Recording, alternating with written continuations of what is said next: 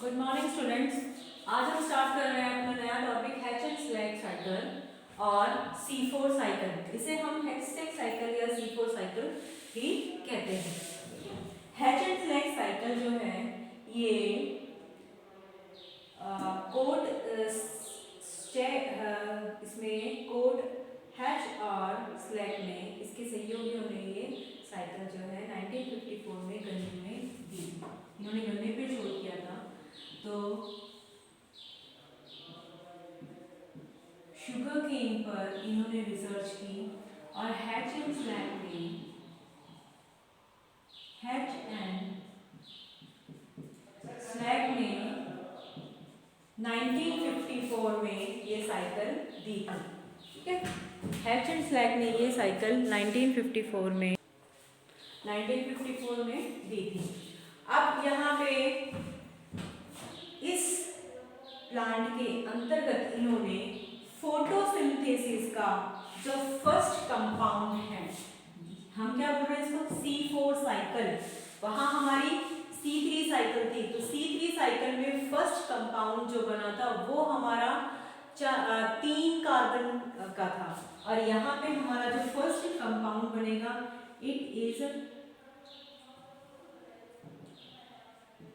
4 carbon compound. It is 4 carbon compound. ठीक है, तो हमारा प्रथम उत्पाद या पहला प्रोडक्ट जो बना वो 4 कार्बन यानी कि इसके अंदर बनेगा, तो हमारा वो डाई कार्बोक्सिलिक अम्ल होता है। ठीक है, और ऑस्ट्रेलिया के एमडी हैच और स्लैग ने 1966 में इस कार्य की यानी कि अपने आप को प्रतिपादित किया।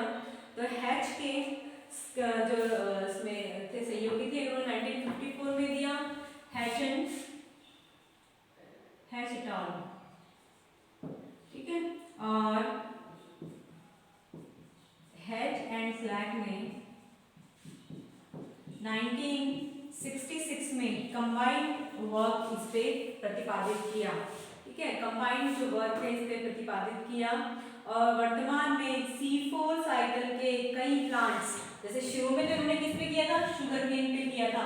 स्टार्टिंग में इन्होंने जो अपना एक्सपेरिमेंट किया वो इन्होंने शुगर केन पे किया, लेकिन इन मॉडर्न डेज अभी वर्तमान समय में इसमें बहुत सारे प्लांट्स हैं जिनमें C4 चक्र जो है वो पाया जाता है। तो इसमें सबसे पहला है हमारा सैकरम ऑफिसिनारम, सैकरम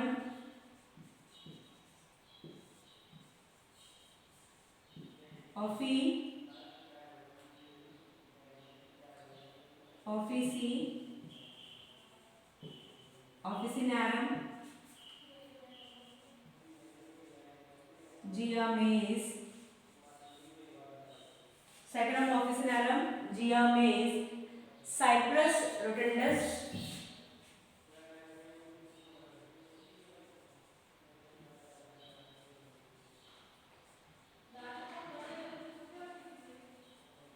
साइप्रस रोटेंडस, और इसके अलावा और भी कई प्लांट्स हैं जिनके अंदर जो C4 साइकिल है, C4 चक्र है वो पाया जाता है। C4 चक्र जो है कई उष्ण तापीय घास और कुछ द्विबीजपत्री जो प्लांट्स होते हैं यानी कि डाइकॉट प्लांट्स जो होते हैं उनके अंदर भी प्रेजेंट होता है। बहुत सारी जो ग्रासेस होती हैं, ट्रॉपिकल ग्रासेस होती हैं, उनके अंदर ये उपलब्ध होता है, उसमें होता है। और यह चक्र जो है अवीना, सटाइवा, गेहूं, जौ और एक बीजीय पादपों के अंदर जो है ये नहीं पाया जाता है, यानी कि गेहूं में नहीं होता है। किसमें नहीं होता, हम अगर बात करें कि मोनोकोट में प्रेजेंट है, बट मोनोकोट में भी सभी में नहीं होता है, कुछ ही प्लांट्स जो होते हैं उनके अंदर ये उपस्थित होता है। तो ये कहाँ पे नहीं होता, जई में नहीं, यानी कि एवेना सटाइवा में नहीं पाया जाता है। ट्रिटिकम एस्टिवम यानी कि गेहूं के अंदर नहीं पाया जाता है। इसके साथ ही ओराइजा सटाइवा यानी कि चावल जो होता है, चावल के अंदर भी नहीं पाया जाता। होर्डियम वल्गैरे यानी कि जो जौ होते हैं, जौ में भी ये अनुपस्थित होता है, उनके अंतर्गत जो हमारा C4 चक्र है वो नहीं पाया जाता है। तो C4 चक्र जो है ये आवृत बीजी पादपों के 18 कुलों के 1500 जातियों में उपस्थित होता है, यानी कि जो हमारे एंजियोस्पर्म्स होते हैं, क्या है, कहाँ पे उपस्थित होता है ये, एंजियोस्पर्म्स की 18 फैमिलीज के 1500 प्लांट्स में अवेलेबल होता है। यानी कि जो एंजियोस्पर्म्स होते हैं उन एंजियोस्पर्म की 18 फैमिली, कितनी, 18 फैमिली के 1500 प्लांटों में, 1500 प्लांट्स में ये अवेलेबल होता है। C4 चक्र जो है एंजियोस्पर्म के 18 फैमिलीज के 1500 प्लांट्स में ये जो C4 चक्र है ये उपस्थित होता है। अब C4 चक्र जो है इसकी खोज किसने की थी, कोर्ट्ज़-चैक-हर्टबर्न ने। किसने की थी, कोर्ट्ज़-चैक-हर्टबर्न ने। यहाँ पे हमारे जो है इसका है कोर्ट्ज़-चैक-हर्टबर्न, यानी कि ये है HP कोर्ट्ज़-चैक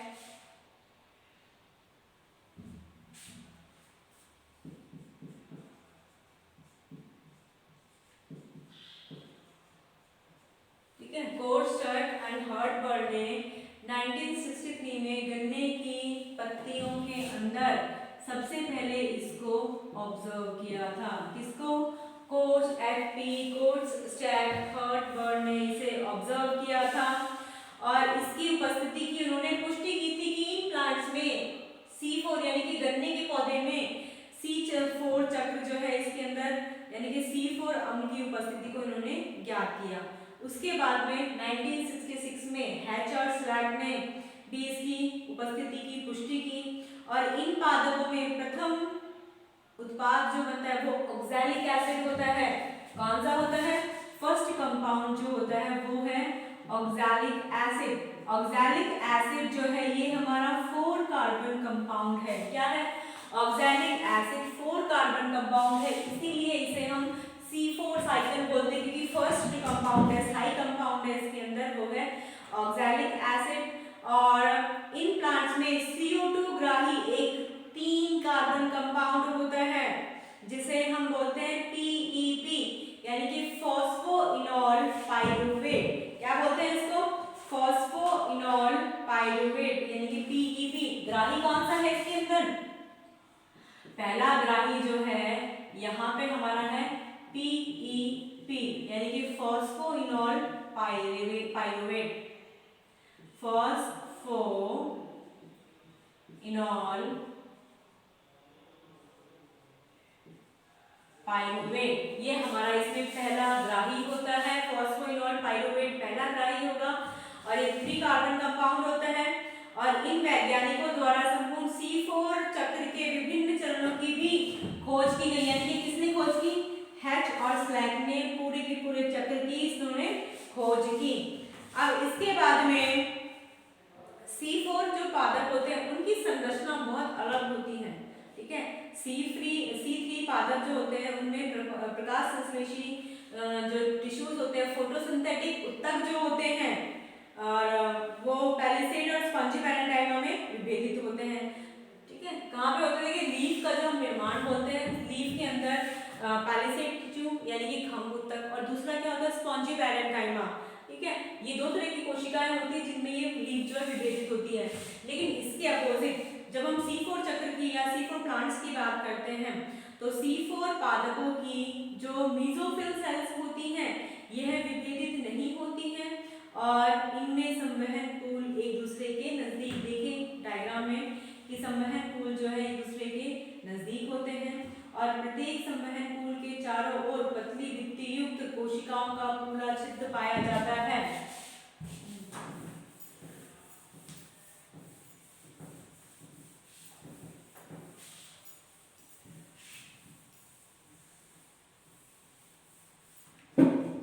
ये देखिए ये एक पूरा डायग्राम बना हुआ है, ये C4 चक्र का, ये C4 प्लांट का है, ठीक है।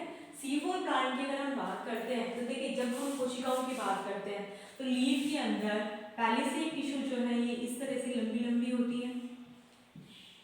अगर हम मीजोफिल सेल्स की बात करते हैं पैलिसेड टिश्यू लंबी लंबी होती हैं, और जो हमारे स्पॉन्जी पैरेन्काइमा होते हैं वो थोड़ा लूजली पैक्ड होते हैं। बट यहाँ पे जो हमारी मेसोफिल सेल्स हैं, मेसोफिल सेल यहाँ पे स्पॉन्जी पैरेन्काइमा और पैलिसेड टिश्यू में विभेदित नहीं होती है, ठीक है। और यहाँ पे एक सामान्य रूप से कोशिकाएं हैं, और जितने भी हमारे इसमें संवहन पुल हैं वो एक पतली पूला छिद्र से घिरे हुए होते हैं। और पूला छिद्र की कोशिकाएं जो होती है, बंडल ऑफ शीथ की कोशिकाएं जो होती हैं, उनमें भी क्लोरोफिल क्लोरोप्लास्ट जो है प्रेजेंट होता है, संख्या में अधिक होते हैं, और ये संवहन पुल के चारों तरफ होते हैं। तो C4 पादपों की पर्णों की यह संरचना जो है क्रैंज एनाटॉमी भी कहलाती है।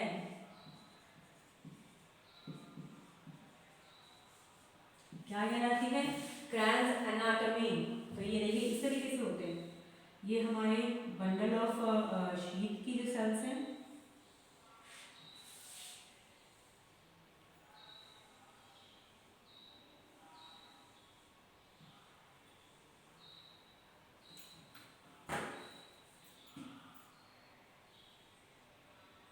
बंडल ऑफ शीथ की ये है, और यहाँ हमारे वेस्कुलर बंडल होते हैं।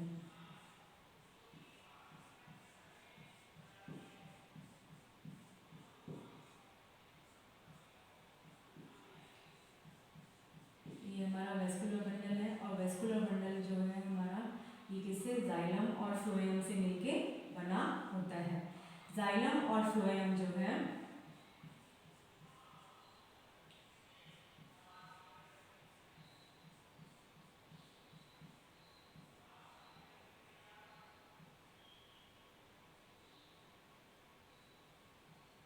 ये देखिए,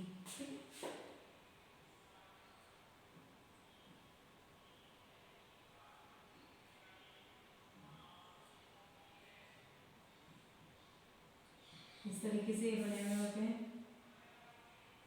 ये इसका जाइलम वाला पोर्शन आ गया।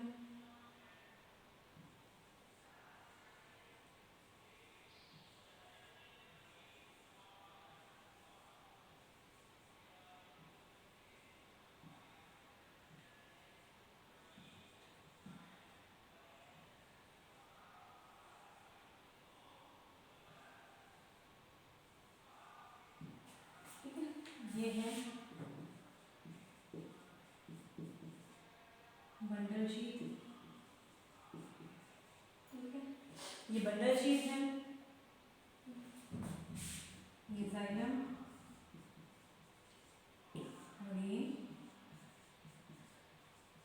फ्लोएम, और यहाँ पे क्लोरोप्लास्ट जो है बहुत अधिक मात्रा में उपस्थित होते हैं।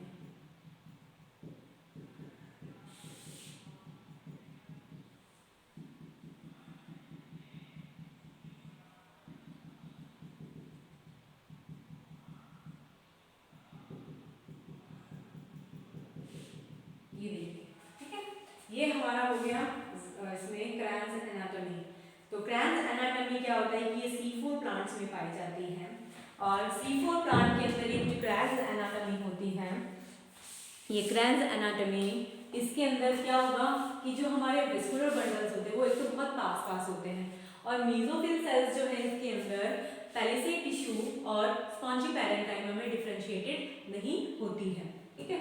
और यहाँ ये लीफ की अपर सरफेस पे कुछ प्लांट्स के अंदर, यानी जैसे हम सैकरम की बात कर रहे हैं तो यहाँ पे उसके ऊपर बुलीफॉर्म सेल्स उपस्थित होती है। तो बुलीफॉर्म सेल्स के बबलर सेल्स होती हैं, और ये बुलीफॉर्म सेल्स अपर सरफेस पे मिड वेन के पास में उपस्थित होती हैं। वहाँ ये करती क्या है कि जब पौधों में जल की अधिकता होती है, पानी अधिक होता है या क्वांटिटी ज़्यादा होती है, उस कंडीशन में ये क्या करेंगी, ये एक्सपेंड हो जाती हैं। अब जो लीफ है वो पूरी की पूरी खुल जाती है, लेकिन जब वाटर की स्कैर्सिटी होती है, यानी कि पानी की कमी होती है, जल उपलब्ध नहीं हो पाता है, उस अवस्था में क्या होगी, पत्तियों की कर्लिंग, यानी कि पत्तियों का कुंचन हो जाता है, पत्तियां धीरे धीरे अपने आप को रोल कर लेती हैं।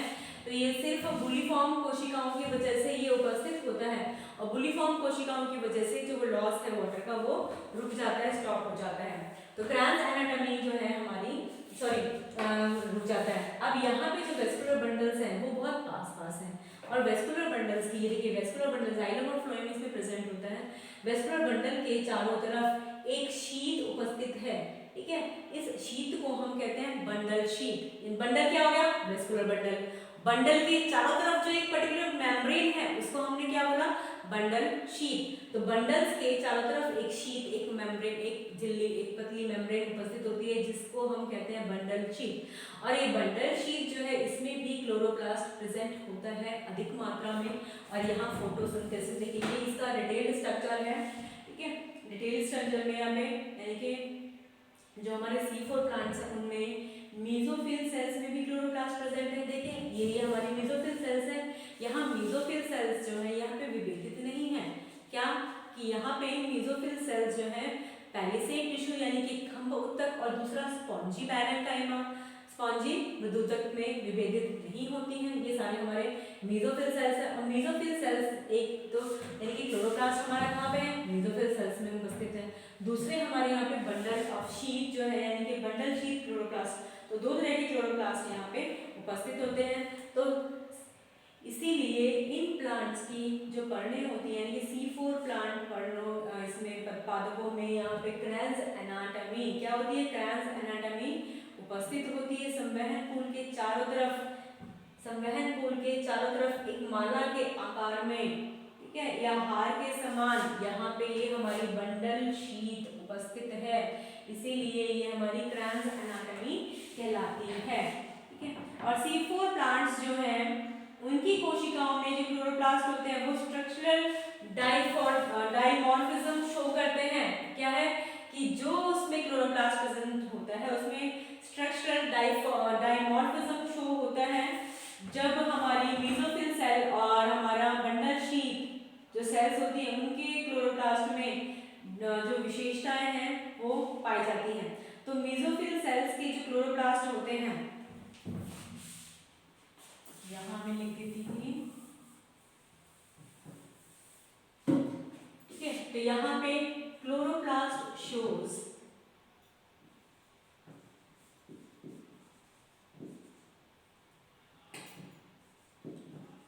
क्लोरोप्लास्ट शोज डाइमॉर्फिज्म, द्विरूपता होती है यहाँ पे। तो पहला है हमारा मेसोफिल सेल क्लोरोप्लास्ट, ठीक है। तो मेसोफिल सेल के जो क्लोरोप्लास्ट होते हैं एक तो प्रायः आकार में छोटे होते हैं, प्रायः आकार में छोटे होते हैं, ठीक है। सेकेंड पॉइंट जो है एक इसमें क्लोरोप्लास्ट में सुविकसित, क्लोरोप्लास्ट में सुविकसित क्या होता है? क्लोरोप्लास्ट में सुविकसित ग्रेना उपस्थित होती है।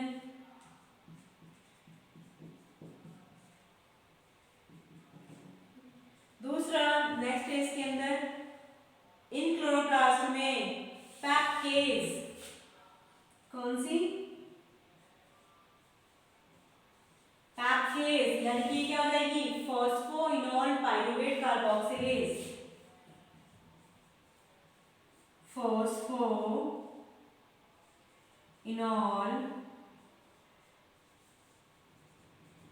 Pyruvate carboxylase, phosphoenol pyruvate carboxylase enzyme की उच्च सक्रियता होने के कारण उच्च सक्रियता होने के कारण CO2 का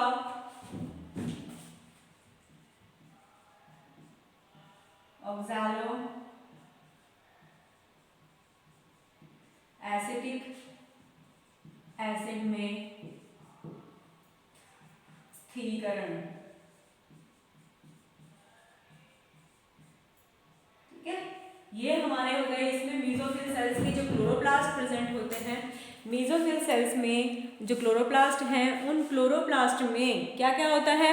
सबसे पहले तो जो हमारे क्लोरोप्लास्ट हैं यहाँ, ये आकार में बहुत ही छोटे होते हैं। ठीक है, आकार में छोटे होते हैं। क्लोरोप्लास्ट में सुविकसित ग्रेना इनमें उपस्थित होती है। पैपकेज यानी कि फॉस्फोइनोल पाइरुवेट कार्बोक्सिलेज एंजाइम की उच्च सक्रियता होने के कारण ये CO2 को ऑक्सैलो एसिटिक एसिड में स्थिरीकरण करता है इसका, यानी कि यहाँ पे फिक्स करता है। तो फर्स्ट कंपाउंड कौन सा था हमारा, oxalo acetic acid.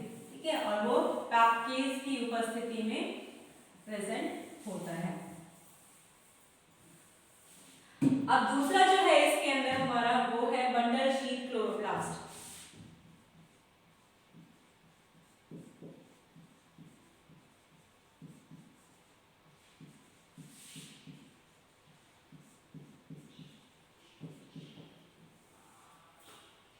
Bundle sheath chloroplast में सबसे पहले क्लोरोप्लास्ट यहाँ पे बड़े आकार के होते हैं।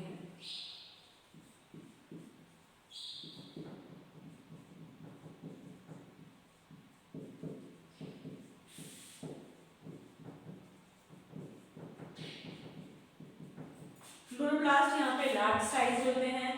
सुविकसित ग्रेना अनुपस्थित।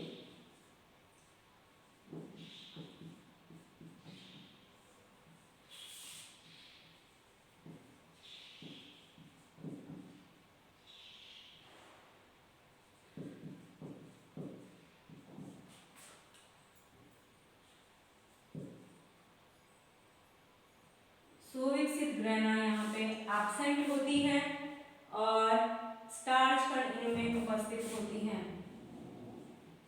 अनेक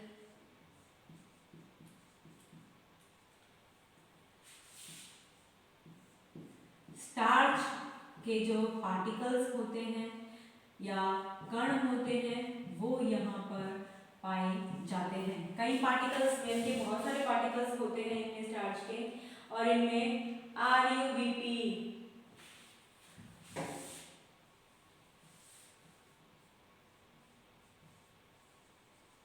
वहां पे हमारी पैपकेज थी, यहाँ पे हमारी क्या है RUBP केस, यानी कि राइबोलोज बिसफॉस्फेट कार्बोक्सिलेज।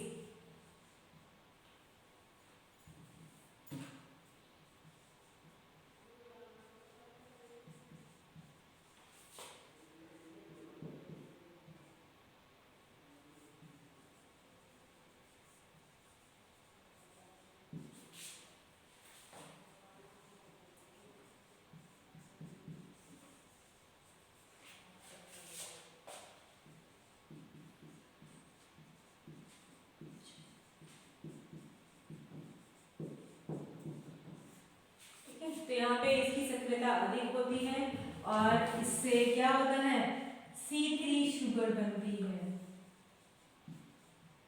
डिफरेंस समझ में आया कि जो हमारी मेसोफिल सेल्स होती है, मेसोफिल सेल्स के अंदर क्लोरोप्लास्ट जो है वो थोड़े छोटे आकार के होते हैं। ठीक है, और यहाँ पे पैपकेज एंजाइम होती है और वेल एस्टैब्लिश्ड ग्रेना यहाँ प्रेजेंट होते हैं और C4 यानी कि C4 फर्स्ट कंपाउंड बनता है।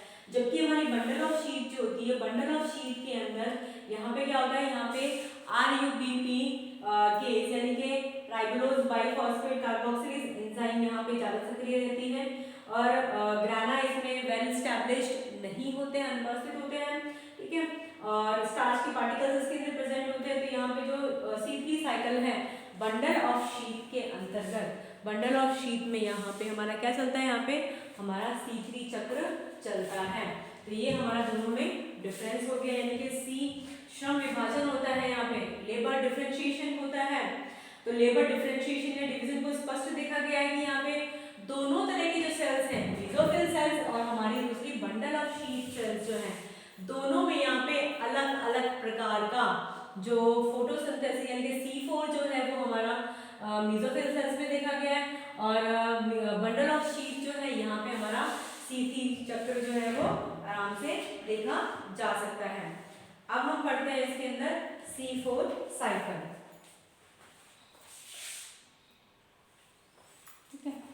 अब ये देखिए हमारी C4 साइकिल है और C4 साइकिल जो है हमारी दो फेजेस में कंप्लीट हो रही है, मेसोफिल सेल्स और दूसरा बंडल ऑफ शीट सेल्स, ठीक है, दो फेजेस में ये हमारी कंप्लीट हो रही है।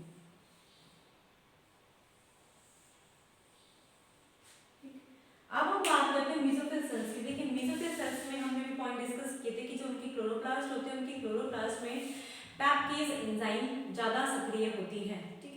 और फर्स्ट कंपाउंड जो उसमें बनेगा वो हमारा ऑक्सैलो एसिटिक एसिड बनेगा जो हमारा 4 कार्बन कंपाउंड है, ठीक।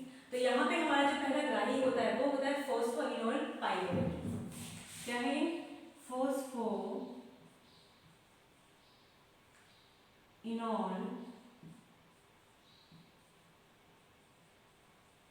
पाइरुवेट, ये हमारा यहाँ पे फर्स्ट एक्सेप्टर होता है फॉस्फोइनोल पाइरुवेट और ये हमारा 3 कार्बन कंपाउंड है।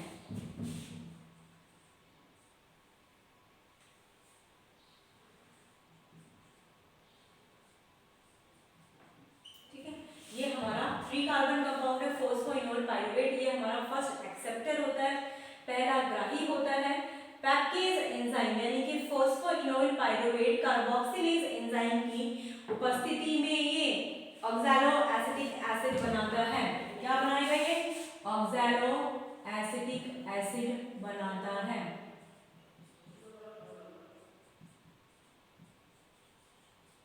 ये हमारा ऑक्सैलो एसिटिक एसिड जो है ये हमारा क्या है? ये हमारा 4 कार्बन कंपाउंड है, ठीक है, ये हमारा 4 कार्बन कंपाउंड है। तो फर्स्ट जो हमारा कार्बन कंपाउंड बना वो हमारा 4 कार्बन कंपाउंड था, इसीलिए इसे हम C4 साइकिल कहते हैं। क्या कहते हैं? C4 cycle. अब ऑक्सैलो एसिटिक एसिड की यहाँ पे शीघ्र ही ये मैलिक एसिड या फिर एस्पार्टिक एसिड में रूपांतरित हो जाता है और ये है जो प्रोसेस है ये मैलिक एसिड डिहाइड्रोजिनेज की उपस्थिति में ऑक्सैलो एसिटिक एसिड जो है मैलिक डिहाइड्रोजिनेज की उपस्थिति में मैलिक एसिड का फॉर्मेशन कर देता है। किसका फॉर्मेशन कर रहा है? यहाँ पे मैलिक एसिड का फॉर्मेशन कर रहा है।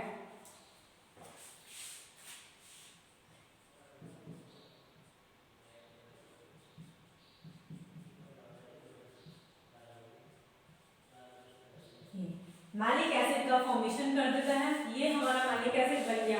अब ये मैलिक एसिड बनने के बाद में मैलिक एसिड यहाँ पे जो बना है malic acid malic dehydrogenase enzyme की उपस्थिति में ये NADPH2 की भी सहायता से संपन्न होता है, यानी कि यहाँ पे NADPH2 यहाँ पे रिक्वायर्ड होते हैं। अब ये हमारा यहाँ तक का जो प्रोसेस है ये हमारा मेसोफिल की कोशिकाएं जो होती है यानी कि मेसोफिल सेल्स में होता है और मेसोफिल सेल्स में जो फर्स्ट ग्राही है वो हमारा है पैपकेज यानी कि फॉस्फोइनोल पाइरुवेट और हमारा फर्स्ट जो स्थिर कंपाउंड बनेगा वो हमारा ऑक्सैलो एसिटिक एसिड जो हमारा 4 कार्बन कंपाउंड है और इसमें मैलिक एसिड बनता है। अब ये जो मैलिक एसिड है ये बनने के बाद में अब जो हमारी बंडल शीट की जो क्लोरोप्लास्ट है उसके अंदर ये मैलिक एसिड जो डी कार्बोक्सिलेशन की क्रिया द्वारा CO2 और पाइरुविक एसिड में कन्वर्ट हो जाता है, यानी कि ये मैलिक एसिड क्या होगा? डी कार्बोक्सिलेशन के द्वारा डी कार्बोक्सिलेशन हुआ, ठीक है।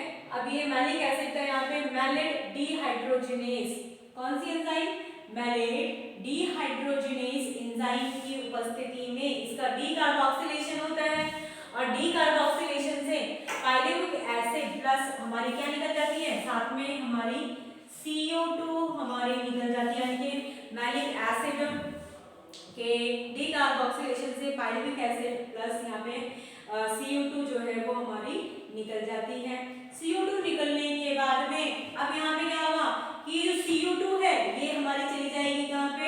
C3 चक्र में, तो वहां पे हमारा 3PGA का निर्माण हो जाता है। इसमें ट्रायोज फॉस्फेट जो बनती है ना हमारे यहाँ पे, तो यहाँ पे क्या बनेगी हमारी 3PGA और 3PGA से स्टार्च का फॉर्मेशन होता है और ये जो स्टार्च या सुक्रोज जो है ये सीधे हमारे कहाँ पे वेस्कुलर बंडल्स जो होते हैं इनके फ्लोएम जो होता है वहां पे ट्रांसफर होता है। अब देखिए इसका पूरा का पूरा ट्रेमेटिक स्ट्रक्चर, ये हमारा मेसोफिल सेल है और ये हमारी बंडल ऑफ शीट है। यहाँ से जो हमारे स्टोमेटा के थ्रू जो गैसियस एक्सचेंज हुआ, स्टोमेटा से गैसियस एक्सचेंज होने पर यहाँ हमारा जो कार्बन डाइऑक्साइड है ये मेसोफिल सेल्स के अंदर एंटर होता है। मेसोफिल सेल में एंटर हुआ तो फर्स्ट जो है हमारा यहाँ पे जो हमारा ग्राही होता है, रिसेप्टर होता है, वो हमारा है PEP, phosphoenol pyruvate. Phosphoenol pyruvate जब CO2 का मॉलिक्यूल इससे कंबाइन होता है पैपकेज एंजाइम की उपस्थिति में, तो हमारा यहाँ पे 4 कार्बन कंपाउंड यानी कि ऑक्सैलो एसिटिक एसिड का फॉर्मेशन होता है। और ये oxalo acetic acid mesophyll cells में ही मैलिक एसिड में कन्वर्ट हो जाता है। और मैलिक एसिड में कन्वर्ट होने के बाद ये ट्रांसफर होता है कहाँ पे, बंडल शीट के अंदर। बंडल शीट सेल्स के अंदर ये मैलिक एसिड जो है ये इसका डीकार्बोक्सिलेशन होता है, तो CO2 का मॉलिक्यूल निकल के इधर हमारा पाइरुविक एसिड निकला, तो ये हमारा CO2 का मॉलिक्यूल जो है वापस से कहाँ चला जाएगा, यहाँ पे हमारी RUBP यानी कि राइबोलोज बिसफॉस्फेट कार्बोक्सिलेज एंजाइम की उपस्थिति में यहाँ पे 3PGA यानी कि ट्रायोस फॉस्फेट शुगर का 3PGA का निर्माण करेगा। और 3PGA फिर वो 3 कार्बन वाले यानी कि C3 चक्र का अपना पूरा प्रोसेस करता है, यहाँ पे स्टार्च का फॉर्मेशन करता है। और ये जो स्टार्च, ये सुक्रोज, ये शुगर मॉलिक्यूल जो भी बनेंगे ये वैस्कुलर बंडल में, फ्लोएम में स्थानांतरित हो जाते हैं, वहां से पूरे प्लांट में स्थानांतरित होते हैं। अब यहाँ ये पाइरुविक एसिड बन गया था, ये पाइरुविक एसिड वापस कहाँ जाता है, मेसोफिल सेल्स में, और ये पूरा चक्र चलता रहता है। यानी कि ये जो चक्र है ये हमारा दोनों के अंदर इसमें इक्वली चलता है। तो ये हुए हमारे इसका C4 साइकिल। अब इसकी जो C4 साइकिल है उसकी इंपॉर्टेंस क्या है, तो जैसे जितने भी ऐसे कुछ प्लांट्स हैं आवृत बीजी में एक बीजपत्री या द्विबीजपत्री पादप होते हैं, उनमें C4 चक्र उपस्थित होता है। ठीक है, तो यहाँ पे ये क्या है कि अनुकूल परिस्थितियों में C4 पादपों में प्रकाश संश्लेषण की जो दर है C3 पादपों की तुलना में 2 से 3 गुना अधिक होती है। तो ये मुख्य कारण है इसका कि CO2 के यहाँ पे फिक्सेशन के लिए पैप कार्बोक्सिलेज एंजाइम द्वारा होता है। तो पैप कार्बोक्सिलेज कभी भी नहीं होते, C4 चक्र जो होते हैं वहां पे ये पाई जाती है। और एंजाइम के इस गुण के कारण C4 प्लांट्स जो होते हैं वो वातावरण में उपस्थित CO2 की अत्यंत कम सांद्रता को भी आसानी से अवशोषित कर लेते हैं, कि जो CO2 की कम कंसंट्रेशन होती है ना उसे भी ये एब्जॉर्ब कर लेते हैं। तो ये इसकी सिग्निफिकेंस हुई। ठीक है, और C4 पादप जो होते हैं उनमें प्रकाश शोषण के अंतर्गत CO2 नष्ट नहीं होती है, क्योंकि या तो इसमें प्रकाश शोषण अनुपस्थित होता है या फिर ये इस तरह से उत्पन्न होने वाले CO2 को मेसोफिल सेल्स द्वारा पुनः इसका जो फिक्सेशन है वो नहीं कर पाते हैं। तो इसी कारण C4 प्लांट्स जो होते हैं प्रकाश संश्लेषण की दृष्टि से अधिक दक्ष माने जाते हैं। तो ये हो गया हमारा C4 चक्र। ठीक है, ये कंप्लीट हुआ। और नेक्स्ट क्लास में